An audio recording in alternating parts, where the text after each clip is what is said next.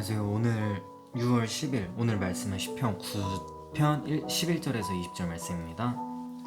시온에 계시는 여호와를 찬양하라. 주께서 하신 일들을 온 세상에 선포하라. 살인자에게 복수하신 하나님께서 고통당하는 사람을 기억하시며 그들의 울부짖음을 모른 척하지 않으시리라. 오 여호와여, 나를 미워하는 사람들이 나를 어떻게 괴롭히는지 보소서. 나를 불쌍히 여기시고 죽음의 문에서 나를 들어올리소서.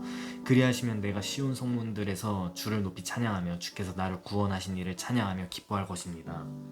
이방 민족들은 자기들이 판 구덩이에 빠졌으며 자기가 쳐놓은 그물에 발이 걸렸구나. 여호와께서 의로운 재판으로 자신을 알리셨으니 악인이 자기 손으로 한 일로 덫에 걸렸도다. 악인들은 지옥으로 갈 것입니다. 하나님을 잊은 모든 민족들도 다 그렇게 될 것입니다. 그러나 궁핍한 사람들이 항상 잊혀지지는 않을 것이며 가난한 사람들의 소망이 영원히 없어지지는 않을 것입니다. 여호와여, 일어나소서. 사람이 승리하지 못하게 하시고 이방 나라들이 주 앞에서 심판을 받게 하소서. 여호와여, 그들이 두려움에 떨게 하시고 자기들이 한낱 사람일 뿐임을 알게 하소서. 아멘.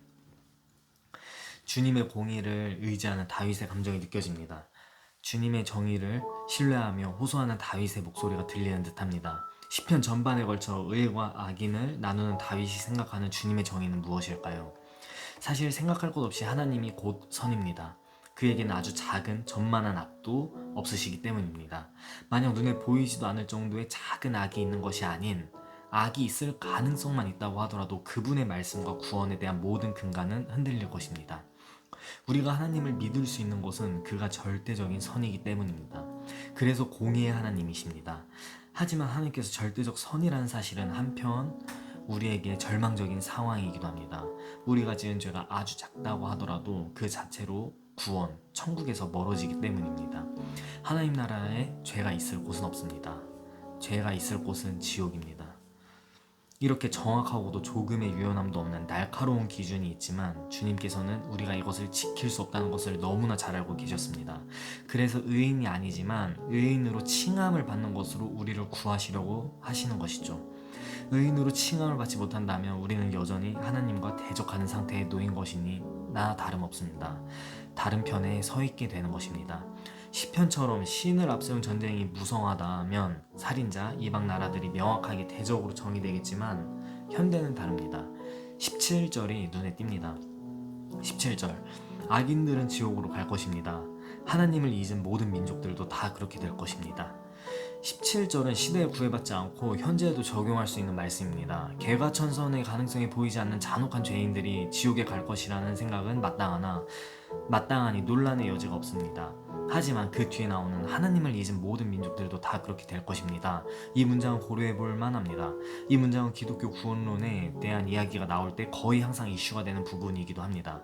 저 문장을 조금 고쳐보면 예수 그리스도를 믿지 않으면 모두 지옥에 간다라고 볼 수 있습니다. 반대의 경우라면 살인자가 죽기 직전 예수님을 믿고 영접하면 천국에 갈 수 있다라는 말이 되기도 합니다. 어떻게 생각하시나요? 우리는 착함이 구원의 기준이 아니라는 사실을 잘 알고 있습니다. 이 부분이 기독교가 배타적이고 이해가 되지 않는다고 가장 욕을 많이 먹는 부분이기도 합니다.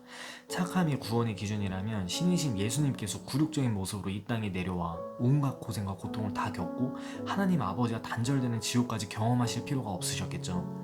결론적으로 원죄가 기반된 인간의 사고는 항상 자기중심적이게 되고 계속해서 주님을 배제한 채 구원에 대한 자기중심적 기준을 가지려 합니다. 내가 생각하기에 이런 말은 성경에서 볼 수 없는 문장의 시작입니다.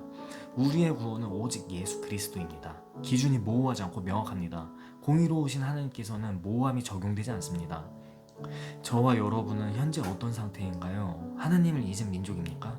아니면 하나님의 긍휼을 구하든 자비를 구하든 감사함을 찬양하든 그분의 아름다움을 찬양하든 주님을 잊지 않고 찬양하며 기도하고 계십니까? 주일 예배는 사실 습관입니다. 그것이 의식적으로 행동으로 될 경우는 우리가 의식적으로 주님을 생각해야만 가능하게 됩니다. 평일 주님을 전혀 생각하지 않는다면 주일 예배가 의식적인 예배가 될 리 없다고 생각합니다. 그래서 예배만으로 그 사람의 구원을 확신할 수 없는 것입니다. 교회에 나온 연차로 그 사람의 구원을 확신할 수 없는 것입니다. 교회에서 간혹 나오는 당신은 구원에 확신이 있습니까?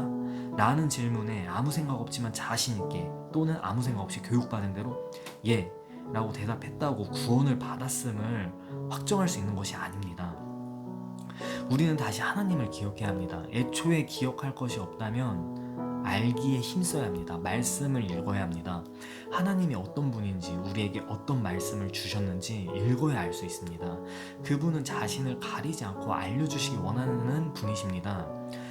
구원의 길을 모두에게 열어주신 분입니다. 예수님의 희생이 선택받은 자에게만 적용되는 것이 아닙니다. 우리의 죄를 대신해서 희생하신 그분을 믿음으로 의인으로 칭함받는 것이 너무나 간단하게 느껴지기도 합니다. 그래서 우리는 아는 것을 믿는다고 착각하는 경우가 많습니다. 그 착각이 깨지는 데는 엄청나게 시간이 오래 걸릴 수도, 또 영영 못 깨어질 수도 있습니다. 그래서 믿음이라는 선물과 같은 기준이 우리에게는 은혜이면서 어떤 분들에게는 재앙이 될 수도 있다고 생각합니다. 오늘 시편을 통해 구원을 받는 의인에 대해서 생각해보게 되었습니다.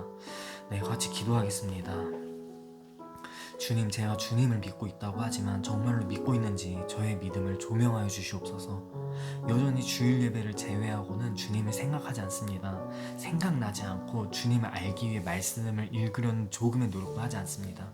주님과 교제하는 기도도 하지 않습니다. 그리고 습관적으로 예배당에 들어와 앉아있는 것이 전부입니다. 그러고는 구원받는 의인이라 생각합니다. 교회를 다닌 지 벌써 몇 년 차가 되었습니다. 말씀을 통해 불편한 진실을 마주합니다. 하나님을 잊은 민족이 나였음을 기억하기 원합니다. 교회에 다니고 느꼈던 주님의 사랑을 다 잊었습니다. 이제는 십자가가 권태롭습니다. 몇 번이나 돌려본 드라마 내용처럼 진부하게 여겨집니다. 그리고 나의 구원을 찾아 열심을 냅니다. 주님이 아닌 다른 우상을 향해 나의 물질, 땀, 눈물을 쏟습니다. 주님, 다시 주님께로 돌아가기 원합니다. 주님 앞에 회개합니다. 주님, 제 안에 주님을 사모하는 영을 다시 회복시켜 주시옵소서. 나의 죄를 사하여 주시옵소서. 주님은 지난 죄를 기억하지 않으십니다. 내 안의 영적 갈급함을 회복시켜 주시옵소서. 주님의 말씀을 사모하고 주님의 음성을 듣기 위해 시간을 내어 무릎을 꿇어 주님께 예배하기 원합니다. 주님께 예배하러 가는 그 자리에 겸손하고 가난한 마음으로 나아가게 하여 주시옵소서.